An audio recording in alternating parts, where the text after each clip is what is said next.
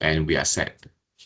So this session combines both the line integral and Green's theorem from these two lectures because they are actually related to each other under the same computations. So without further ado, let's recap a bit, particularly things that you need to take care of when handling the Green's theorem.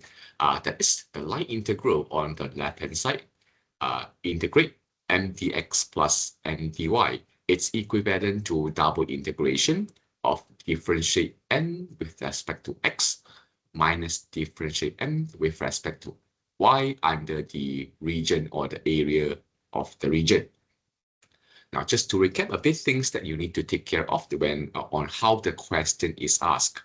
As usual, if the question asks you to use the Green's theorem to compute the line integral m dx plus m dy, then again, basically, you are going to set up the double integral and evaluate this double integral to get the work done. On the other hand, if the question asks you to verify Green's theorem, which means now you have to compute both sides, the line integral and the double integral, and make sure both sides eventually are the same answers. So in this session, we are going to observe two questions from tutorial and later two questions from past year exam and see how the questions can vary from one to another in terms of these two topics. Now, the first question that I will go through with you is taken from our lecture slides tutorial question part in question number 1. Now, this question asks you to evaluate the line integral 3x squared y dx plus 4xy squared dy. Apa awak? Orang je!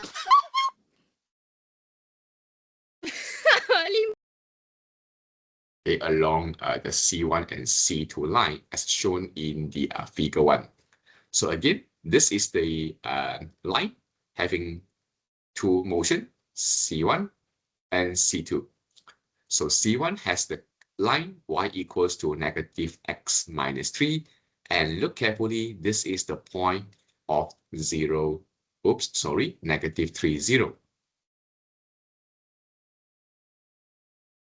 And moving to this point on y-axis, negative 3. So this coordinate is actually 0 and negative 3. And moving up until the origin 0 and 0. Now, just to also give you some information, in the case that if the diagram is given, the first thing that I will advise students to do is to locate the coordinate for each of the line on the graph, so that later, when you try to set up the line integral, you can understand better and observe clearer what variable is moving from which point to which point. Now, C1 already has the function y equals to negative x minus 3. Then for the case of C2, since this is a vertical straight line, so if you look carefully, vertical straight line, the x coordinate value is the same, 0. And therefore, for C2 equation, simply x equals to 0.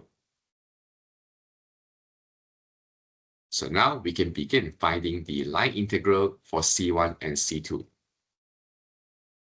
In other words, now computing this 3x squared y dx plus 4xy squared dy. Oops, put a bracket, plus 4xy squared dy. Now, this line integral should be equals to the line in C1 plus the line of C2. Under line integral, we evaluate each line C one by one and then add them up together. So for the case of C1, we will open the integral. Now refer back to the equation. We have y equals to negative x minus 3. All right, let's take a bit of time to go through this C1 equation. Y equals to negative x minus 3. Now, if this is the given equation, if you do not want to think further ahead, then you can simply differentiate y with respect to x immediately. That is, differentiating negative x gives you -1. Then upon rearranging, dy simply negative dx. So which means we are going to substitute all the y variables with negative x minus 3. dy substituted with negative dx. So here it's how C1 would be. In other words, 3x squared, y is negative x minus 3. Right? dx remain as dx plus here 4x y squared is negative x minus 3 squared multiplied by dy, and dy is simply negative dx. So this is the first C1 path. And then we will add with the C2 line integral. In the case of C2, well, we have the line of x equals to 0, and therefore by default, if we differentiate variable x with respect to y, then dx immediately be 0. So this is the only function that we can substitute into the C2 line integral, x0 dx 0. So in other words, this gives you the integral 3 multiplied 0 squared y gives you 0. dx is also 0 plus 4xy squared when x substituted by 0. So this gives you 0 dy. Now look carefully on the red color line integral C1. Everything is expressed in the variable of x. Therefore, we observe for the C1 line, x is moving from -3 until +0. Oops. Okay, for C1, x is moving from -3 until 0. Oops. So this is the line integral. Whereas for the case of second C2 line integral, this is in variable y, dy. And y is moving from -3 to 0 as well. Right? Y from -3, and then y moving to 0. So under line integral, the point movement is actually important. Oops.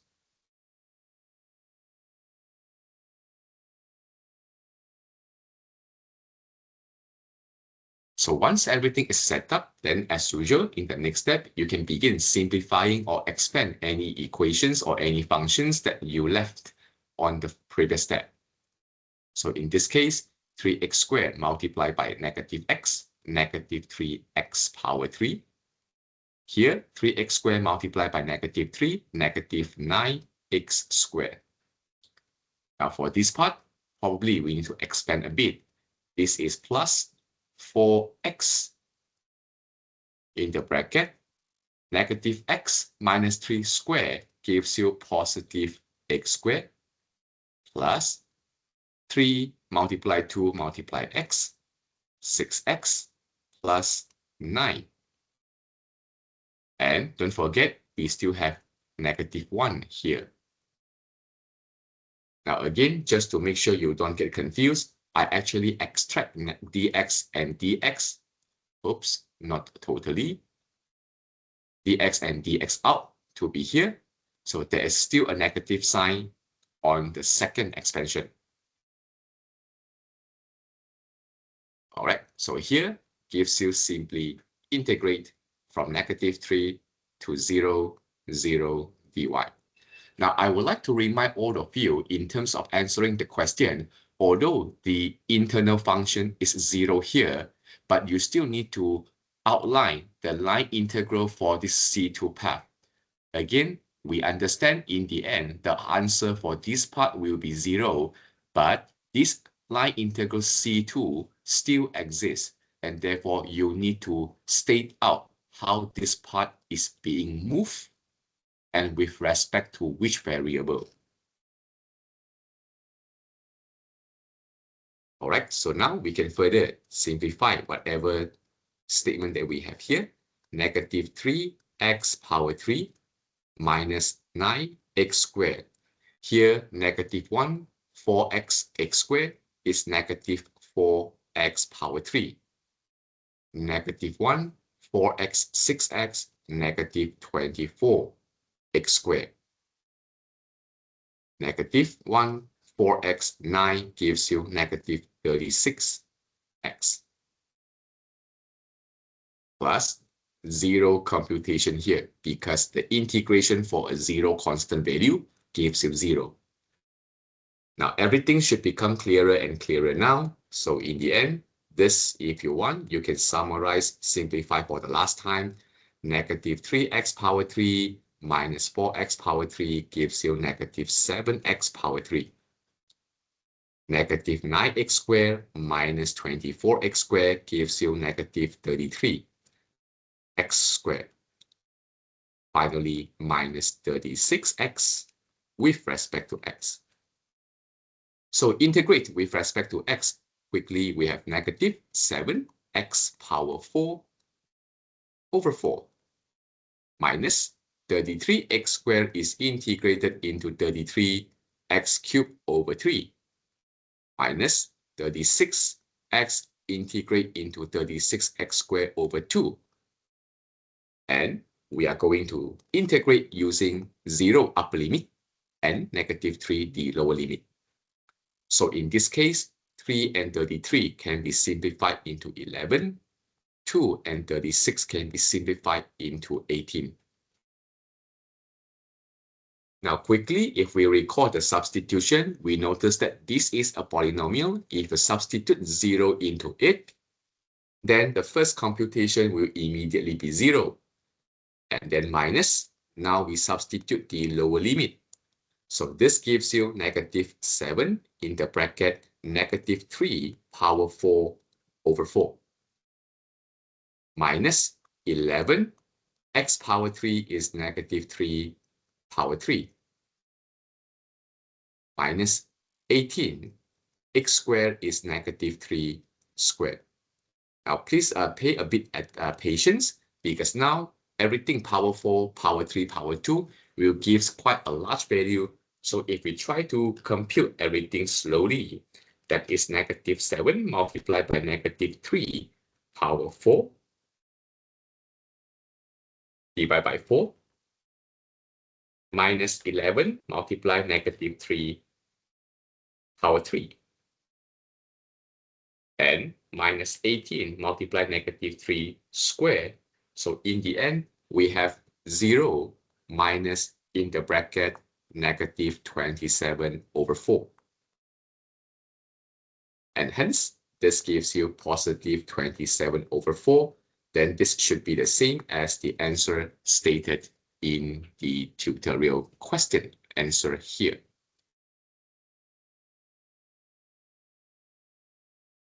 All right, now basically just this line integral question is just to remind you for one more time.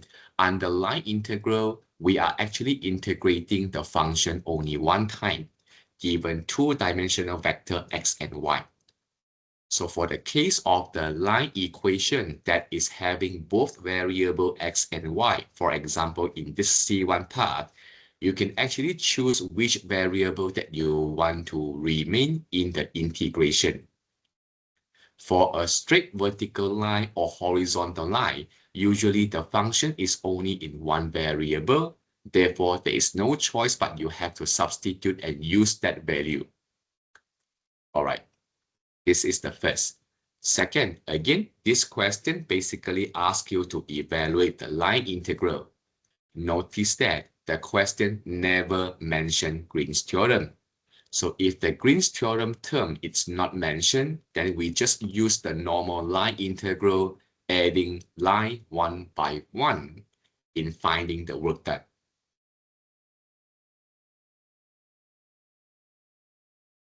So you just need to make sure along the expansion and setting up the line integral, don't forget the sign of negative positive.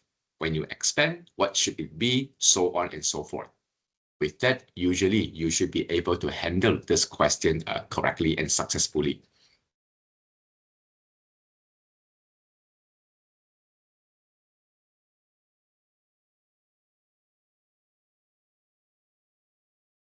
Now, the second questions that I would choose in discussing with you, also from the tutorial slides in lecture 22, Green's Theorem, the tutorial question part number 3.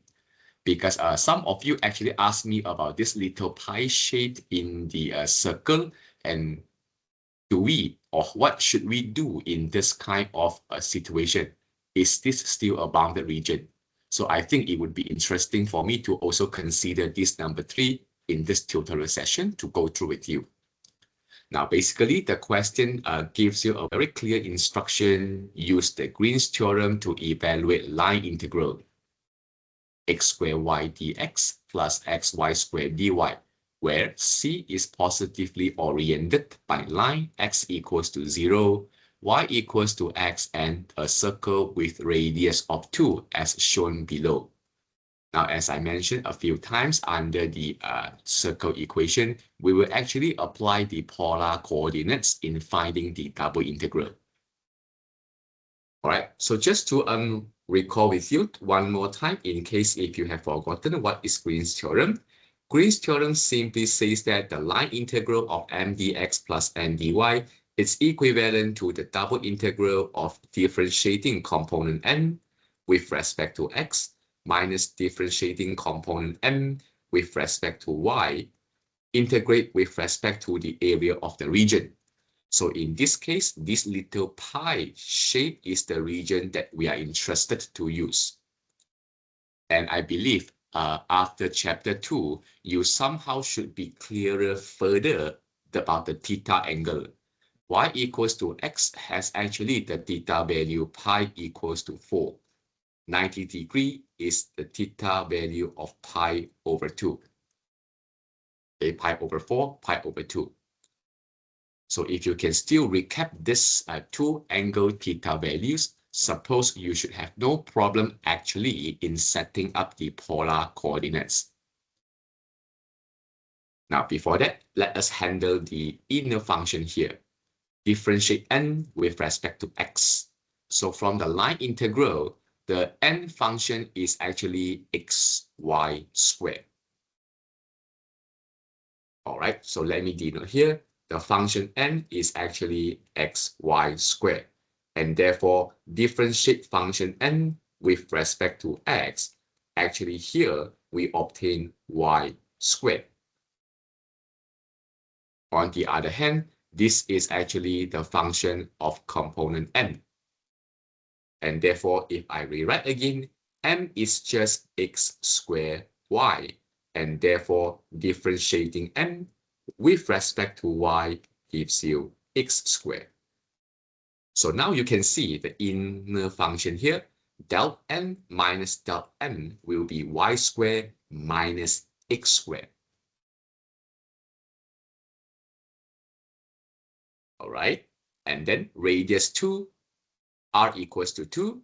Theta is rotated from pi over 4 in the anti-clockwise direction to pi over 2. So now you can further set up the double integral in polar coordinates. All right, take a bit of this information. In the next slide, we are going to set up this integral totally. In other words, on the left-hand side, line integral of the function x squared y dx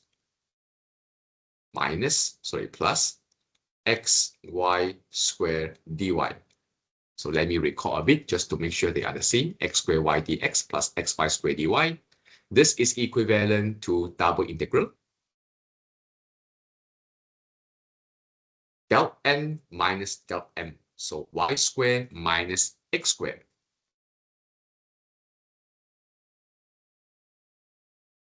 And we know that this is actually a circle equation. Therefore, we are going to use r dr d theta in such a way that the radius is from 0 to 2. Okay, this is obvious because the question has already stated radius of 2. Theta we have analyzed here. From pi over 4 rotates to pi over 2. So simply plug in everything here. From pi over 4, we rotate to pi over 2. Now, once you set up the double integral, you notice that now inside your inner function, you still have variable x and variable y. Now, following the polar transformation, we recall that x is actually r cos theta and y equals to r sine theta. So in other words, these two formulas, we somehow have to change a bit. So integration, pi over 4 to pi over 2. Integration from 0 to 2. Y squared is actually r squared sine squared theta minus r squared cos squared theta. And don't forget, there is still r outside.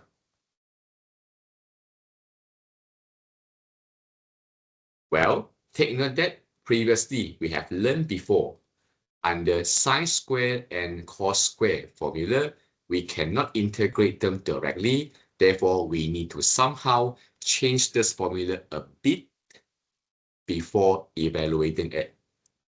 So just take note first, because now we are going to deal with dr. Now notice that under this equation, under this structure of integral, you notice that both sides here having r squared and r squared. And therefore, instead of expanding this r inside, I would instead factor r squared outside.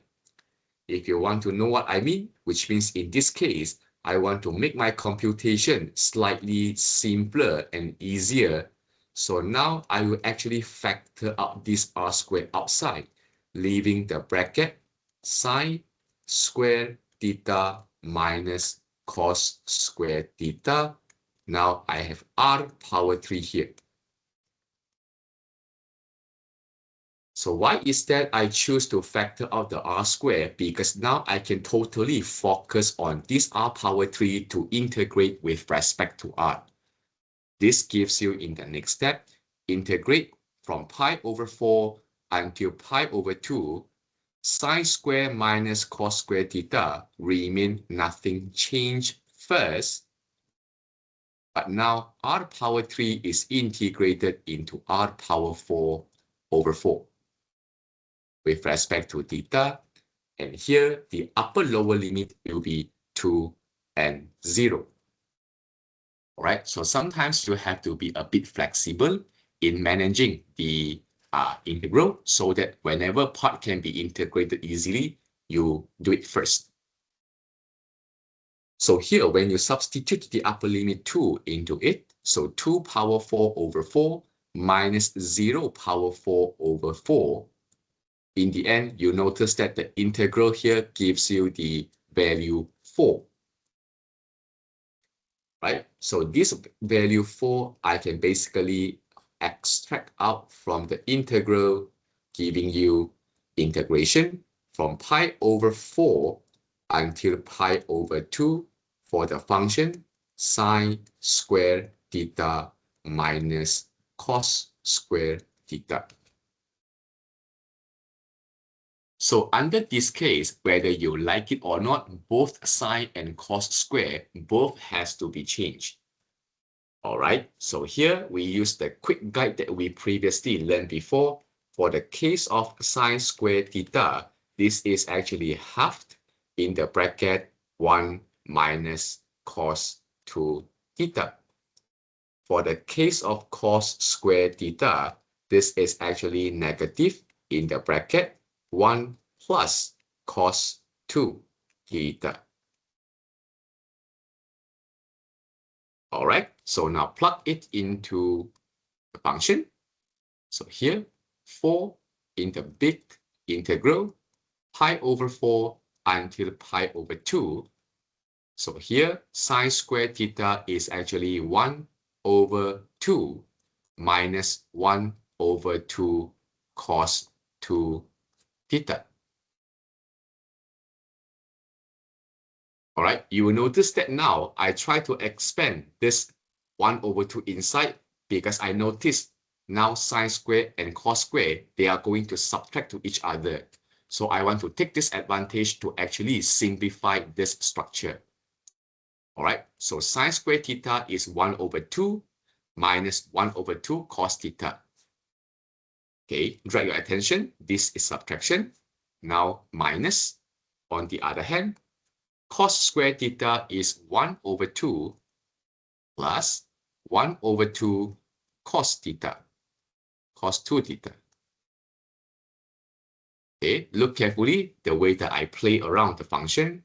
You will notice that 1 over 2 and 1 over 2 so happen can actually be simplified. Oops, my bad. This is actually negative.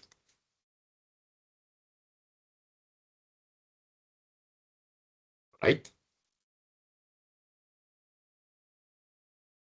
Okay, any part that you're confused on the way that I perform this question, okay, let me know, because this question actually has different way of solving it, but eventually we will obtain the same answer. So what I try to show you here is only one of the possible method and solution steps. So eventually you will have 4 from the integration pi over 4 until pi over 2, negative 1 over 2 cos 2 theta minus 1 over 2 cos 2 theta gives you negative cos 2 theta immediately. Okay, if you don't catch this, this is just like negative 1 over 2x minus 1 over 2x. In the end, you just have negative x. Coefficient can actually be simplified under the same variable. So now this gives you quite a simple structure, negative cos 2x, and therefore upon integration, negative cos 2x is integrate into negative sine 2 theta over 2. Substituted pi over 2 upper limit and pi over 4 the lower limit. So here 4 and 2 can be simplified. This gives us 2 in the big bracket, substitute pi over 2 into it, negative sine 2 multiply pi over 2 minus negative sine of 2 multiply pi over 4.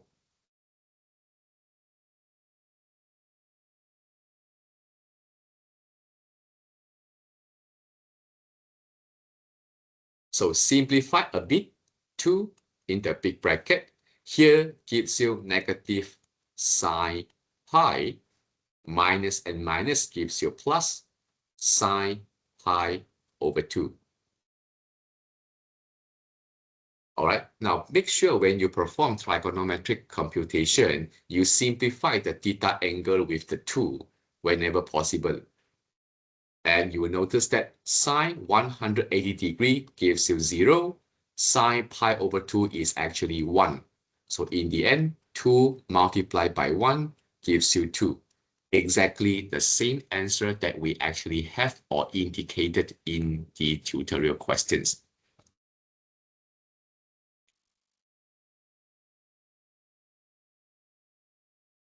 All right, so you will notice that for this question, it's slightly tricky and a lot more of computational steps because so happen when we try to use the Green's theorem, we still have both the x and y variable square inside the function. Therefore, no choice that we actually need to polar transform it before integrate it.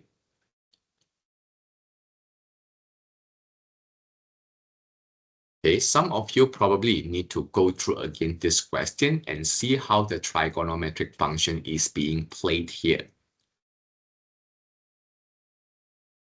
So in short, the first question that we discussed just now requires you to evaluate the line integral one by one. The second questions that we discussed in this tutorial session basically concerns about the Green's theorem using double integral, in this case polar coordinate r dr d theta. So hopefully after these two additional discussion, you can see again further how the questions, the diagram can be changed from one pattern to another, how we use the information and the formula of the Green's theorem relate to line integral in finding the work done.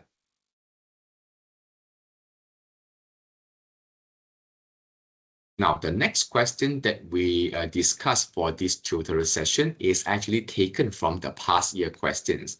Now, just to also remind all of you, I have actually uploaded a few past year exam papers in the Teams. So all the questions that I discuss here actually can be found from the assessment, the past year exam papers from the Teams folder. So check it out if you have time later. Now, in February 2025, there was questions about lecture 21 and 22 about the Green's theorem. And yes, you see it clearly. That year, you are asked to verify the Green's theorem for the work done, where path is shown in the diagram here. So here you have three different paths. C1, x equals to y squared. C2, this is a vertical straight line. C3 is a horizontal straight line.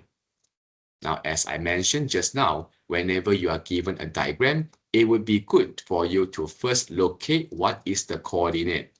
Because under verifying Green's theorem, you need to do both left-hand side and right-hand side. So this is the point origin 0, 0. This point 4, negative 2, well, has been located. And this part will be the point 4, 0.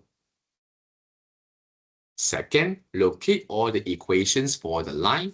C1 has been given, x equals to y squared. C2 is a vertical straight line, therefore this is the equation of x equals to 4. Finally, C3 is a horizontal straight line given by y equals to 0. Now I hope from now you are already clear how these two straight line and horizontal line vertically, horizontally are obtained the functions. So if I try to rewrite again and again the Green's theorem, so the Green's theorem basically says that integrating the line integral of m dx plus n dy should be equal as integrating double integral of differentiating component n with respect to x minus differentiating component n with respect to y. Again, the double integral with respect to the area of the region. All right, we will begin. Verify by computing the left-hand side line integral. Oops, should not be here. Here, line integrals. Line integrals has this function. Look carefully. X plus xy squared dx plus 2x squared y dy. Now, in the next slide, again, let me rewrite the line integral of x plus xy squared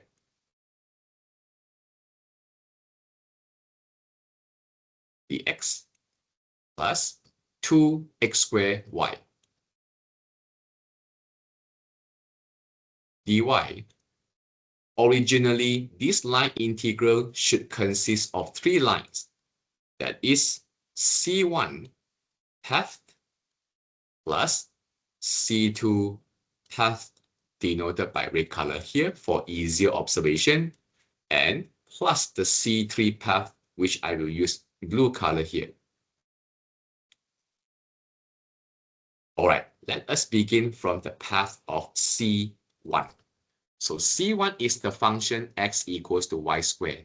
I also suggest whenever you have any squared term, if possible, remain it. Do not change the square because it will be easier for you to later perform the differentiation.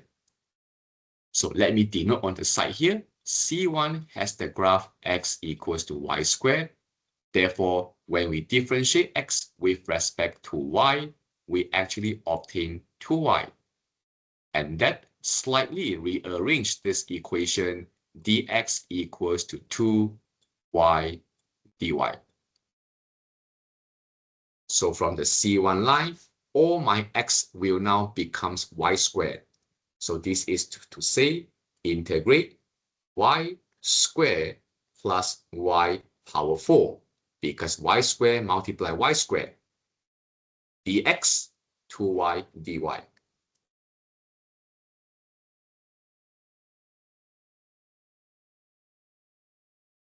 Plus 2x squared y. So this gives you 2x squared, which means y squared you squared again, gives you 2y power 5 dy. Because all the variable here is in variable y, therefore for C1 line, we observe y is moving from 0 until -2. So this is the movement for the first path. From 0, move to -2. Plus, now for the case of second line, C2 is a vertical straight line, x equals to 4. So let us denote here, C2 line x equals to 4.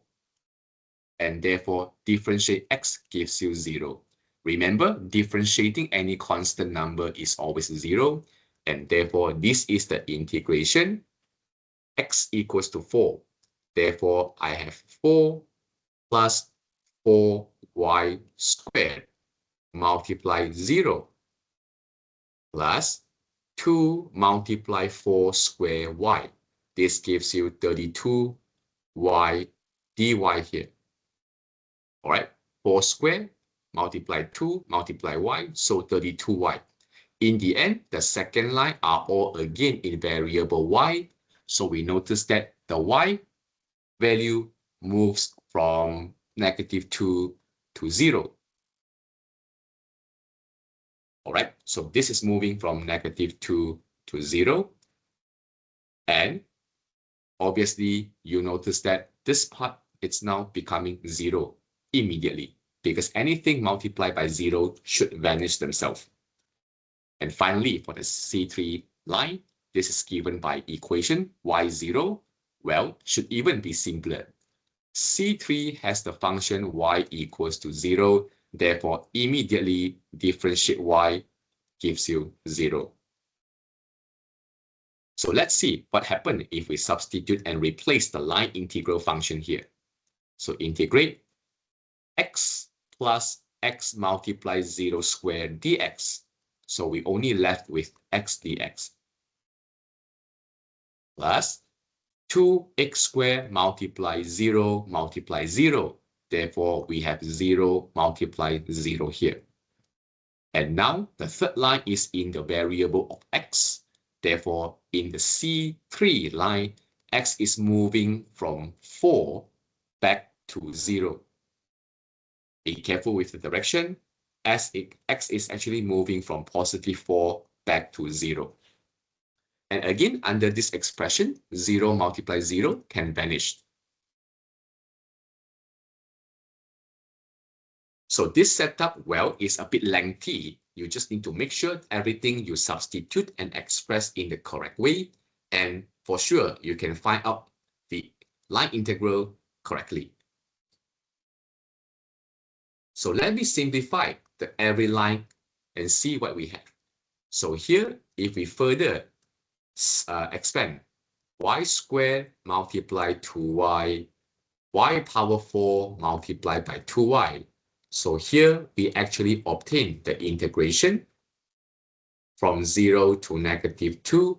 This gives you 2y power 3 plus 2y power 5 plus again 2y power 5 dy.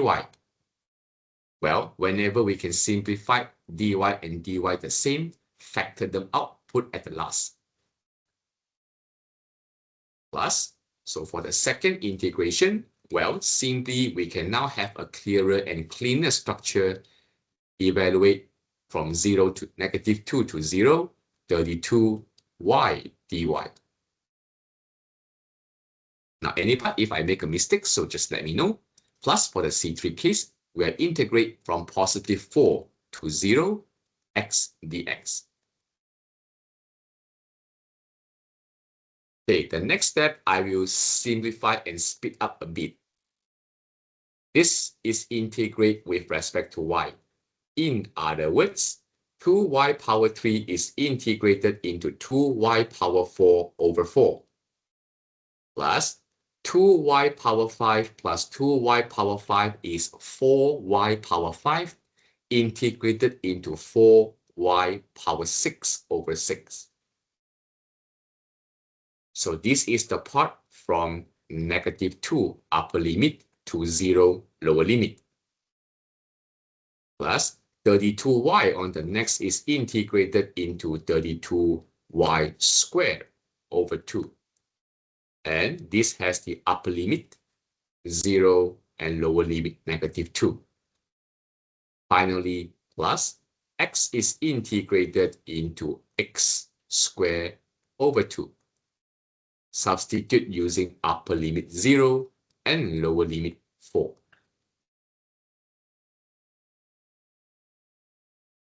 Okay, next, do any simplification as preferred. 2 and 32 can be simplified into 16. 2 and 4 here becomes 1 over 2. 4 and 6 here becomes 2 over 3. Well, next, evaluate this integral. So in the first bracket, now I have -2 power 4 over 2 plus 2 multiply -2 power 6 over 3. This is when you substitute -2 inside, minus if you substitute 0, everything becomes 0. So I ignore that computation. All right, if you want, well, nothing wrong. Just simply write -0. Plus, so here, if you substitute 0 into it, so this becomes 0. Minus, substitute -2 into it, it becomes, in the bracket, 16 multiply -2 squared. Finally, plus, substitute 0 into it, we have 0. Minus, substitute 4 into it, we have 4 squared over 2. So now, take a bit of time, use your calculator to output -2 power 4 divided by 2 plus 2 multiply -2 power 6 over 2. So this part here, if I evaluate slowly, gives me 72 minus here, 16 multiply 2 squared gives me 64 minus 4 squared over 2 gives me 8. So in the end, the whole answer should be 0. Okay, I may make a mistake, so far I will keep everything first here. Okay, later if I show the Green's theorem on the right-hand side, tak salah, which means something wrong with this line integral. Okay, so far I could not detect anything wrong yet, but if you can, let me know.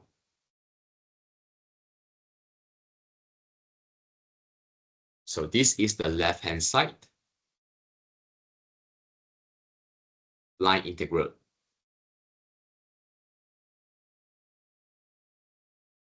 All right, so the next, I will use the Green's theorem to show the second calculations on the right. Now, for the case of Green's theorem, I need some information because I need to compute differentiate n with respect to x, differentiate n with respect to y. So I should know this part here is the n component, This part here is the n component. So here, my function n gives me x plus xy squared. Therefore, differentiate m with respect to y gives me 2xy. Remember, we are differentiating y squared. So y squared becomes 2y, x remain there. N is the function of 2x squared y. And therefore, differentiating n with respect to x should actually gives me 4xy.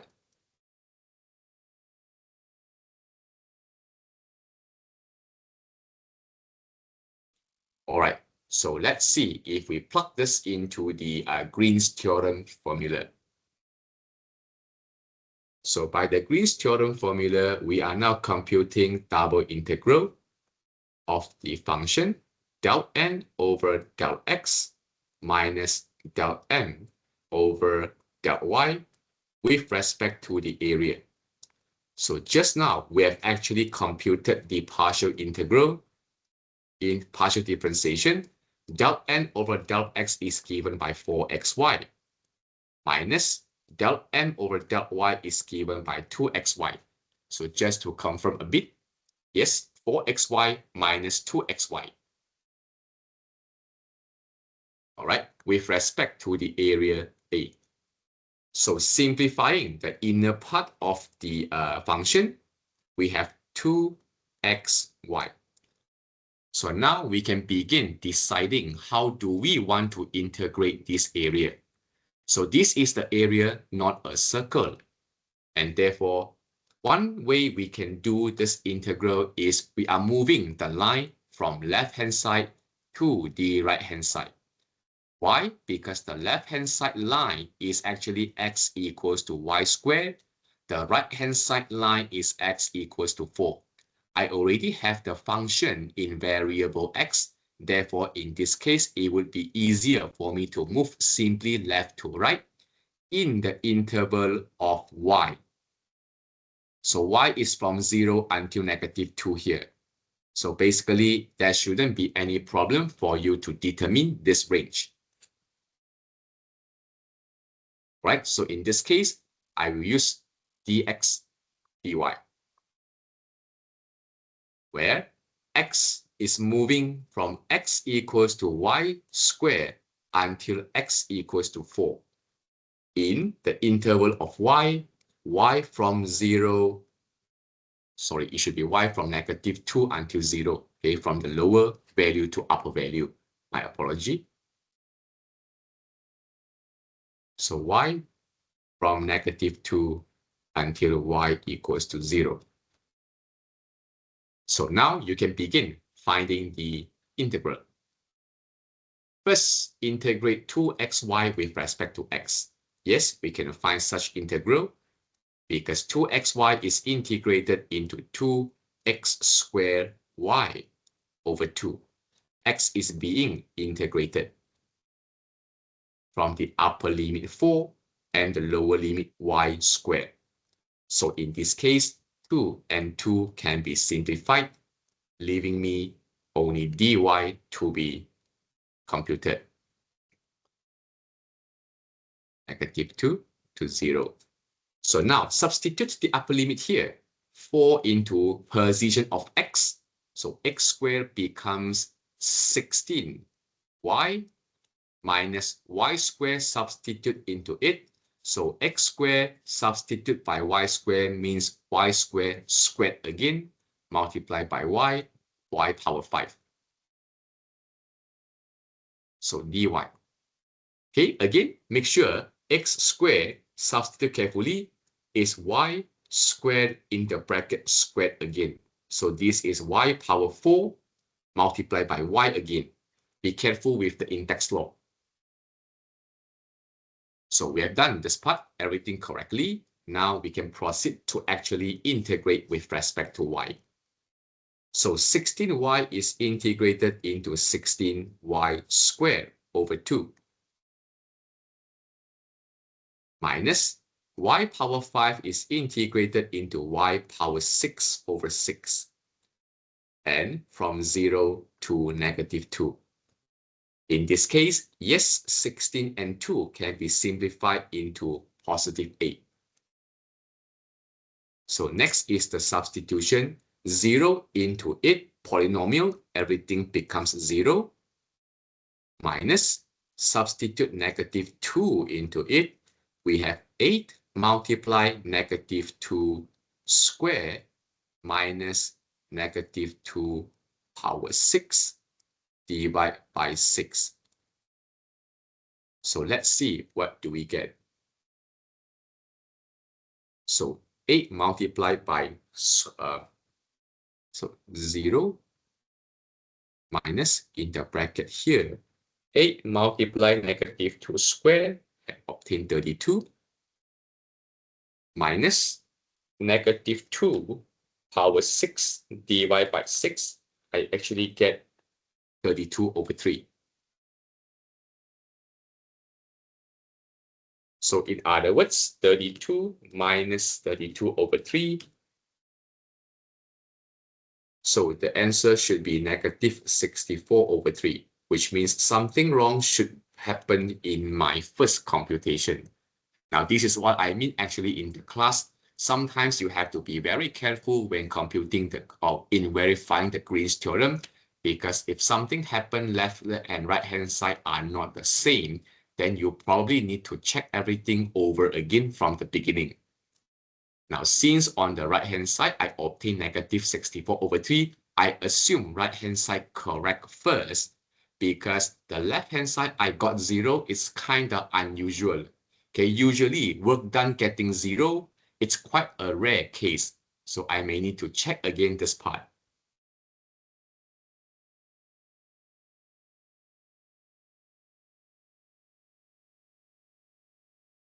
So let me see anything wrong here. So again, from C1, y squared, okay, x plus x, y squared.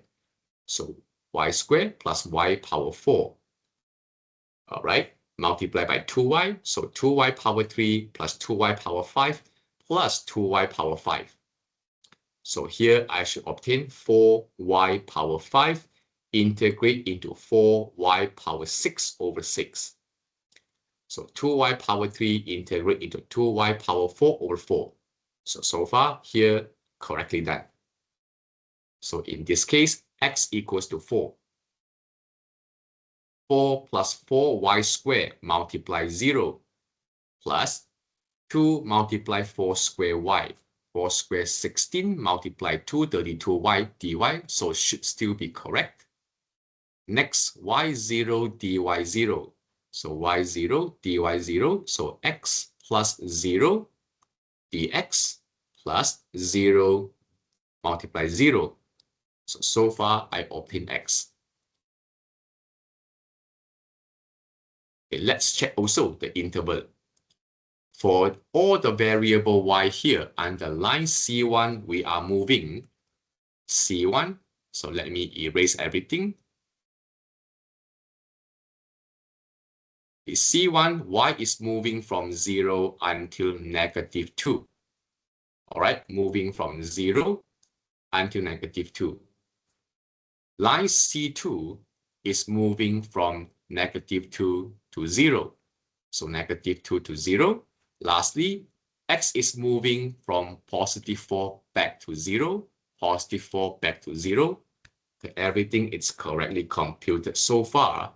Therefore, there must be something not making sense in the computation.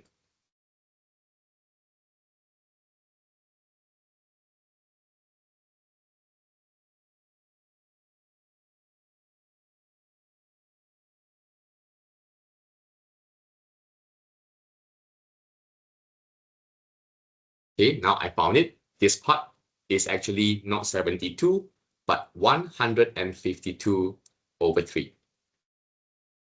So let's check. 152 over 3 minus 64 and minus 8. Yes, in the end, after correcting, now I have negative 64 over 3. So match again and see, yes, indeed, now left-hand side is equal to right-hand side. So basically, what I am showing you here is the possibility of you suddenly that you obtain different answers from left and right-hand side. Now, sometimes when we try to verify Green's theorem, we need to be careful, especially when evaluating the integration and also when performing substitution and evaluation at the last point. So sometimes we may make careless mistake. Okay, therefore, if something unusually happen, then we need to check again from the beginning, from left-hand side, anything wrong, and then compare to right-hand side, anything wrong. So what I demonstrated here is just when careless mistake happen, both left, right side not equal, then what should we do? So again, this February 2025 is about verifying the Green's theorem.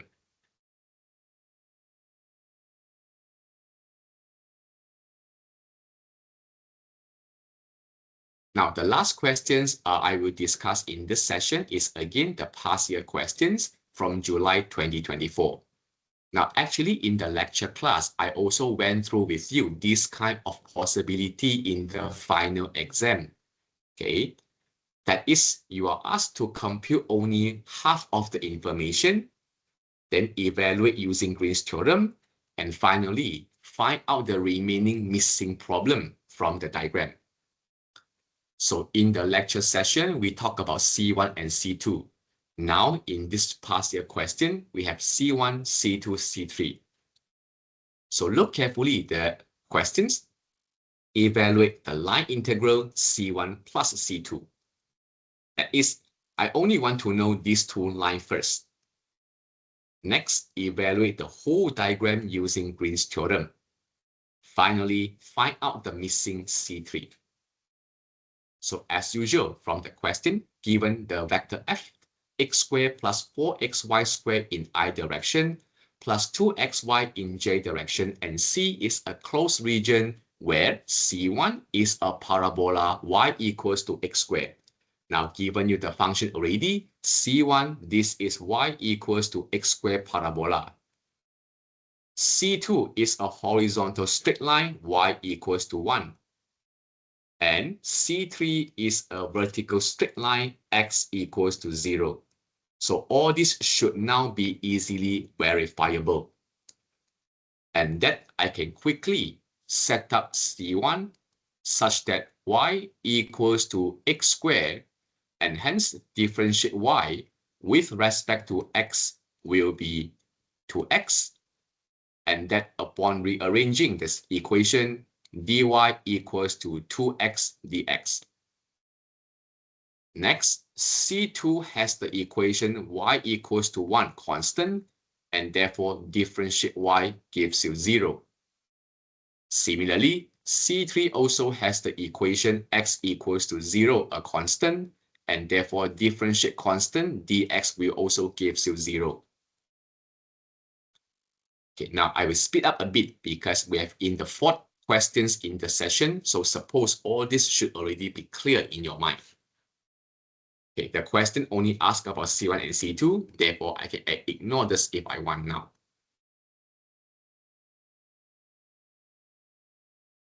All right, beginning from the blank slide next, we are now going to integrate the line integral f dot dr. And this f dot dr that I want to evaluate so far is only integrate m dx plus n dy. And under this equation of m dx and n dy, recall from your vector, component n is this part, x squared plus 4xy squared.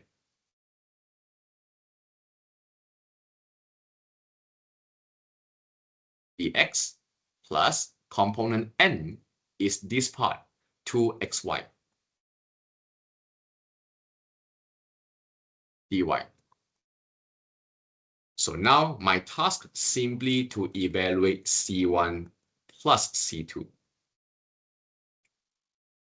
So since C1, we have already set up the equation y equals to x squared, dy equals to 2x dx. I will substitute all my y with x variable.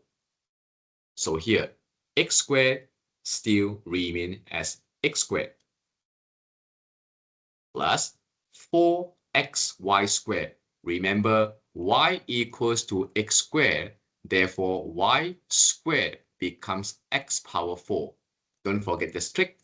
So x power 4 multiplied by x gives you 4x power 5 dx plus 2xy becomes 2x power 3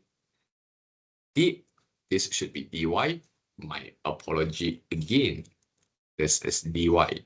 So dy again, just now we noticed that there are 2x dx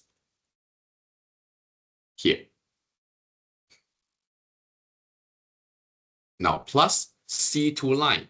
So C2 line is given by y equals to 1, dy equals to 0.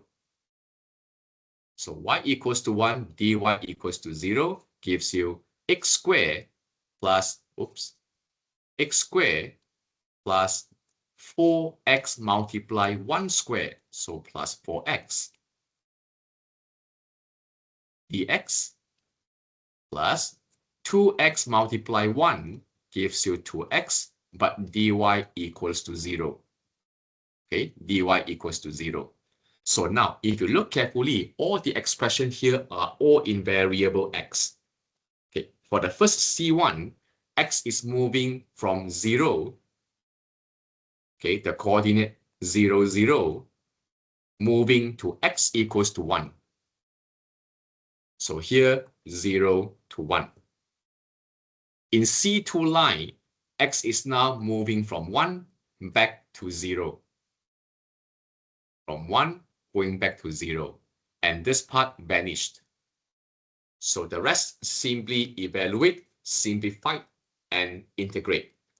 So integrate from 0 to 1, x squared plus 4x power 5. Here, 2x power 3 multiplied 2x is 4x power 4 dx.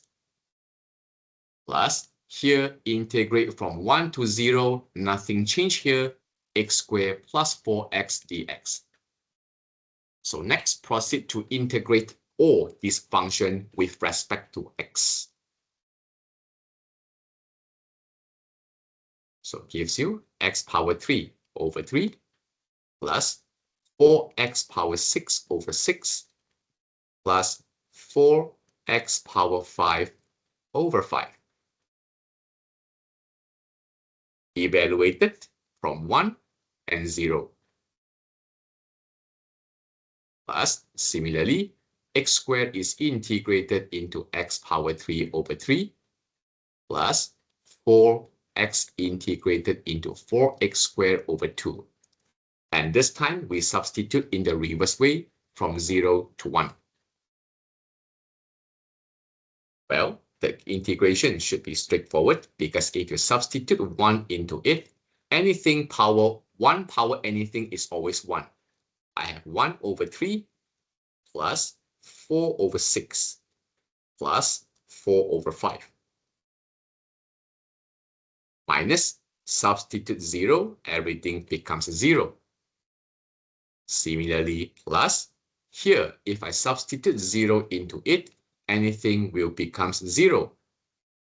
Minus, substitute 1 into it, I have 1 over 3 plus 2.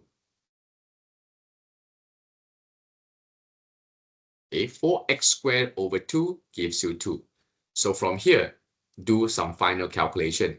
1 over 3 minus 1 over 3, I can basically eliminate that first. So 4 over 6 plus 4 over 5 minus 2. In the end, this part gives me negative 8 over 15 for the first C1 and C2. So we are now in sub-question number 1.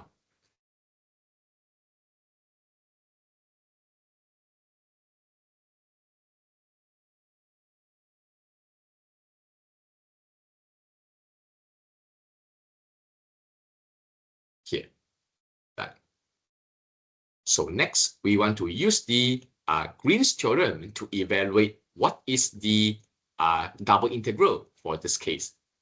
So now let me erase it. Now, in terms of the double integral, we can already observe clearly the easiest way for you to move the graph will be from lower, y equals to x squared moving upward. Okay, by right, you can also actually at the same time analyze how you want to move the graph. So we are going to choose dy dx because I already have the function y equals to x squared to y equals to 1 in the vertical movement. So this motion is in the interval of x, 0, and 1. So everything is already here. Therefore, I will make use of this integral dy dx in my next second analysis. But let us recall, Green's theorem requires you to find out what is del m over del x minus del m over del y. Okay, remember the critical part in Green's theorem, and therefore I will also do this information here with you. Given the function of n component is 2xy, and therefore differentiate n with respect to x gives you 2y. Next, the component of n is given by x squared plus 4xy squared, and therefore differentiate n with respect to y gives you only this part, 8xy. So del n minus del m, 2y subtract 8xy.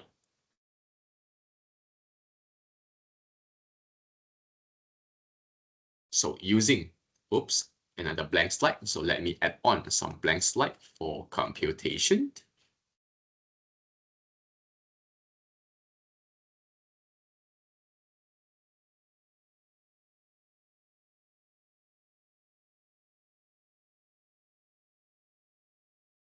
Okay, hold on here.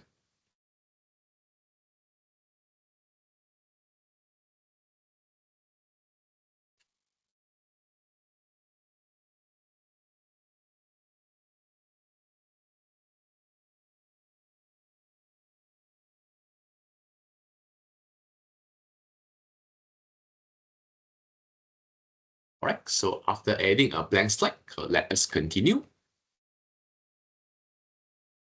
So the double integral is integrating for both sides, del n over del x minus del m over del y with respect to area. So just now, we have found that the del n over del x is given by 2y minus 8xy. Recall again here, n minus m, 2y minus 8xy. And we have decided to use dy dx here for the lower to upper integral, in such a way that y is moving from x squared until y equals to 1. This is in the interval of x0 and x equals to 1. So now we can proceed to integrate as usual. That is, integrate the function with respect to y gives us from 0 to 1. 2y is integrated into 2y squared over 2. Minus 8xy is integrated into 8xy squared over 2 as well. And upper limit 1, lower limit x squared dx. So here you can do some simplification. 2 and 2 can be simplified. 2 and 8 can also simplify into 4. So this shall give you, in the next step, integrate from 0 to 1. Substitute 1 into it. You have 1 minus 4x. Okay, 1 square minus 4x multiply 1 squared. So 1 minus 4x. Subtract 2, substitute x squared into it.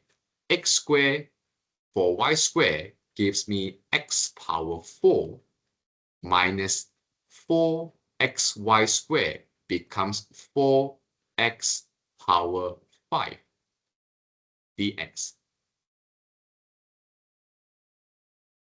All right, expand the function a bit from 0 to 1.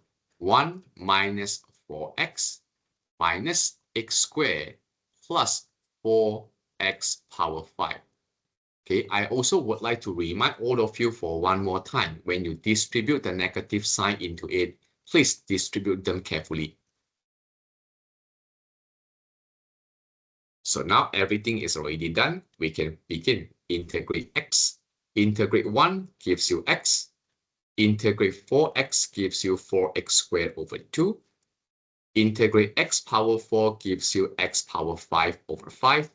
And integrate 4x power 5 gives you 4x power 6 over 6. Everything evaluated from upper limit 1 and lower limit 0. That is, substitute 1 into it. We have 1 minus 2, because 4 and 2 can be simplified, minus 1 over 5 plus 4 over 6. Subtract 0, because 0 substitute anything gives you 0. Now take a bit time using calculator. 1 minus 2 minus 1 over 5 plus 4 over 6 eventually gives you negative 8 over 15.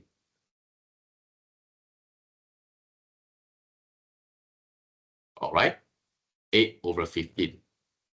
So this is actually second question. And finally, by using the result in part 1 and part 2, then we can find out what is the third integral C3.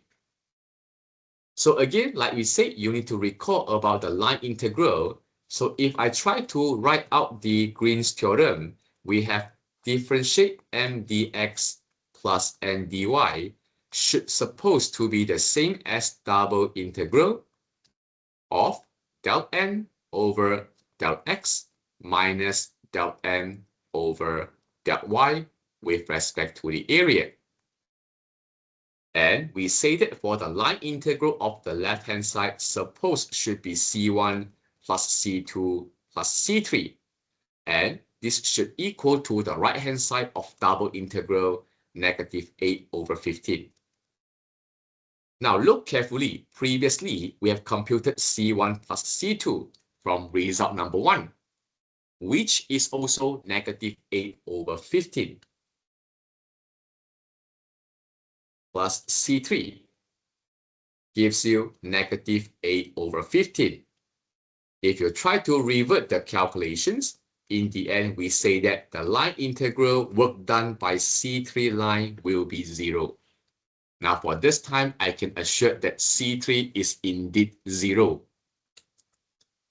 Okay, now how do I know? If you want to perform a quick check, you can look at the question here. Remember, C3, x is 0. Here, 0 plus 0. X0, here also 0.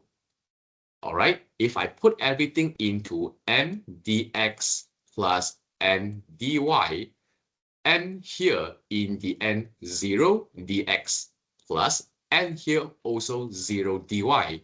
Integrate anything with respect to 0 will always be 0. Therefore, you can actually play a simple logic here for the x equation 0. In the end, yes, the line integral will still be 0. Again, if you doubt, then just perform the line integral for C3, check yourself. Everything should be correct.